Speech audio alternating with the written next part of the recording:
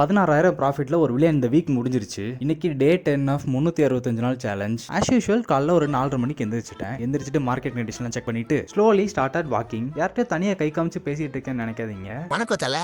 Good morning bro. உனக்கு வணக்கம் ஒரு கேடு. தென் லைட்டா வாங்கிட்டு அப்படியே பேக் டு ஹோம். வீட்ல ஒரு ஃபேன் மட்டும் வேலை. அதை அப்படியே முடிச்சதுக்கு அப்புறமா இன்னைக்கான ஸ்கிரிப்டிங், எடிட்டிங், வாய்ஸ் ஓவர் எல்லா வேலையும் முடிச்சிட்டு கொஞ்சம் மோட்டிவேஷன், அதிக டிப்ரெஷன், அப்புறம் ஒரு ஸ்மால் நேப். அப்புறம் ரொம்ப நாளா எண்ணெயில முடி வைக்காத காரணத்தினால அந்த ப்ராசஸ் பெண்டிங்லேயே இருந்துச்சு. ஸோ அதை ஒரு கை பார்த்துட்டு அப்புறம் என்ன ரெடி ஆயிட்டு மார்க்கெட்ல அசம்பிள் தான். மார்க்கெட் கண்டிஷன் செட்டப்லாம் செக் பண்ணிட்டு இருந்தேன். இன்னைக்கு ஃப்ரைடே வேற. ஸோ வீக்கெண்டை கொஞ்சம் பார்த்து சமூகமா முடிக்கலாம் சொல்லி ஒரு பிளானோட தான் உட்காந்துருந்தேன். இன்னைக்கும் மார்க்கெட் டைரக்ஷன் செல்லு தான் தெரியும். ஆனா என்ட்ரி எடுக்கவே முடியல. அவன் போறான் அப்படியே போயிட்டான்.